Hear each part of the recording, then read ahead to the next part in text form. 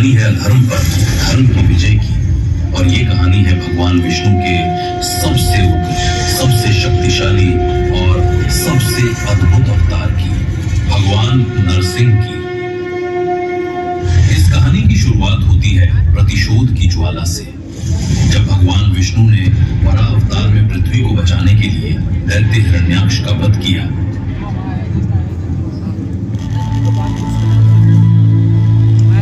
सावधान विष्णु! तुमने मेरे भ्राता हिरण्याक्ष की हत्या करके तीनों लोगों पर अधिकार किया है। मैं हिरण्यकश्यपु अपने भ्राता की हत्या का प्रतिशोध लूंगा। किंतु विचार करो, विष्णुदेव अत्यंत शक्तिशाली है, उन्हें पराजित करना संभव नहीं। तुम्हारा भ्राता भी तो वर प्राप्त अजय योद्धा था, क्या हुआ? किंतु मैंने तो विष्णु के सर्वनाश का प्रण लिया है। तो तुम भी ब्रह्मदेव की आराधना करो, उन्हें प्रसन्न करो और वर पाओ। मैं ऐसी घोर तपस्या करूंगा कि देवों के सिंहासन डोलने लगेंगे। फल प्राप्ति के बाद अजय अमर होकर मैं तीनों लोगों का स्वामी बनूंगा।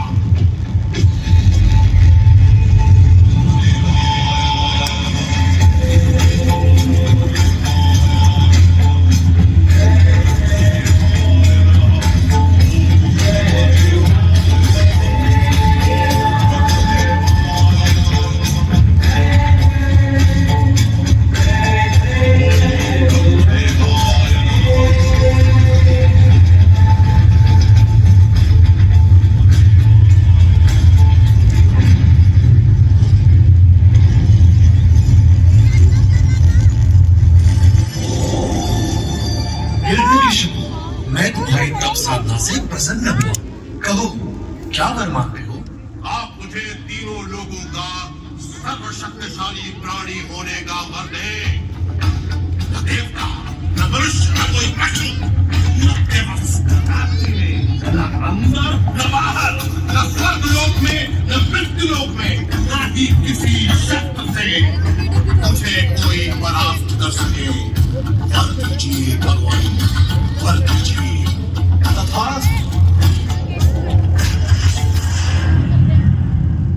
सावधान कायर देवताओं!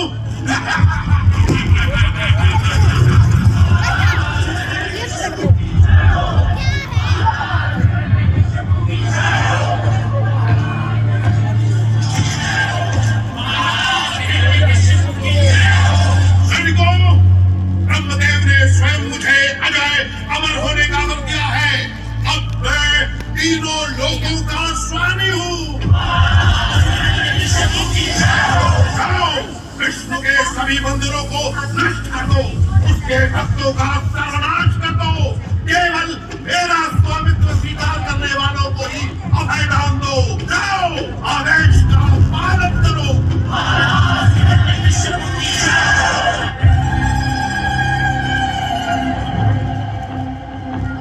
घोर मेरे से आग होगी, मौत से आवाज उठी।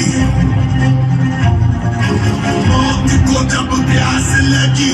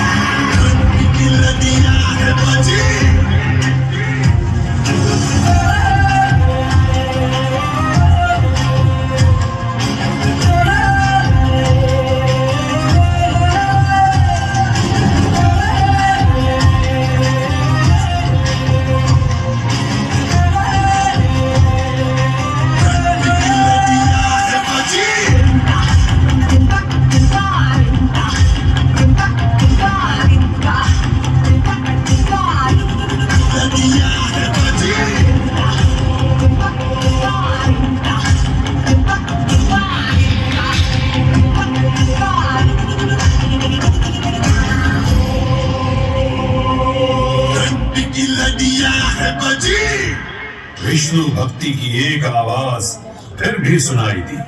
वो आवाज थी भक्त प्रहलाद की। देवाय नमः। ये कैसा शकुन है? तुम्हारा अपना ही पुत्र विष्णु की उपासना कर रहा है। ये तुम्हारे हित में नहीं। कहीं ऐसा ना हो यही बालक कल तुम्हारे काल का कारण बने। मेरे पुत्र, मुझे सच सच बताओ, ये तुमने कहाँ से सीखा? पिताश्री, जो मैंने कथन किया वो सत्य है। इसमें असत्य का अंश भी नहीं है। मुझे पता है विष्णु ही हमारे रक्षक है। मूर्ख बालक, तुम मेरे राजघराने पर कलंक हो। विष्णु हमारा रक्षण करता नहीं हो सकता। मैं त्रिलोक का रक्षण करता हूँ, विष्णु नहीं, समझे तुम? उसके कारण मेरे भाई का मृत्यु हुआ। तुम अपने शत्रु के गुण कैसे कर सकते हो? तुम्हें इसका दंड जरूर मिलेगा। नारायण।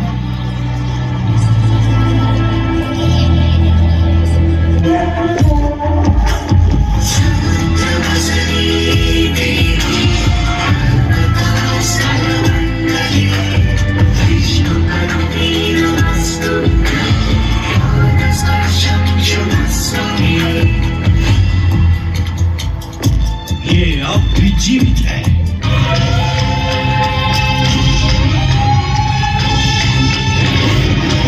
स्वागत है मेरे भ्राताश्री। इतने लंबे अंतराल के बाद मेरे सर्वशक्तिमान भ्राता हिरण्यकश्यपु को अपनी इस बहन होलिका का स्मरण कैसे हो आया? नहीं बहन, एक अति आवश्यक कार्य में मुझे आपकी सहायता चाहिए। कैसा कार्य भ्राताश्री? मेरे परम शत्रु, मेरे कुपुत्र दुष्ट बालक प्रहलाद का वध। होलिका के इस दिव्य वस्त्र का आवरण उन्हें प्रचंड अग्नि में भी सुरक्षित रखता है, परंतु प्रहलाद तो इस अग्नि के प्रज्वलित होते ही भस्म हो जाएगी।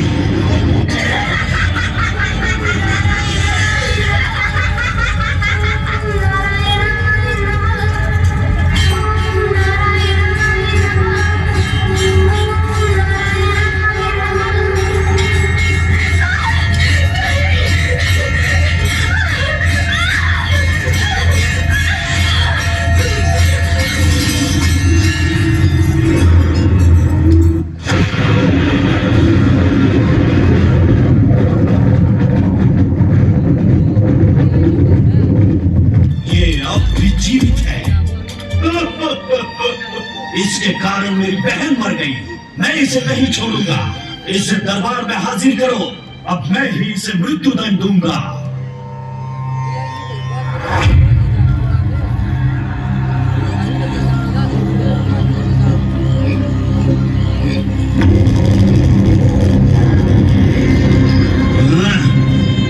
तुम कहते हो कि वो सर्वत्र है, हाँ?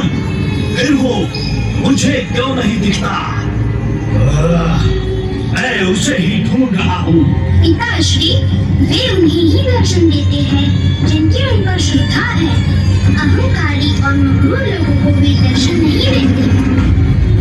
और बालक, हाँ? मुझे मगरूर कह रहा है। अब बुला तेरे विष्णु को। इसे इस खंभे से बांध लो। पिताश्री, क्रोधित ना हो। मुझे आपका अपमान नहीं करना। अगर भगवान पर श्रद्धा हो तो वो हमें हर जगह हर समय दिखते हैं। वो मुझ में है, आप में है, वे हर जगह है। वो तो इस खंभे में भी है। अच्छा, तो वो इस खंभे में है। अभी देखता हूँ।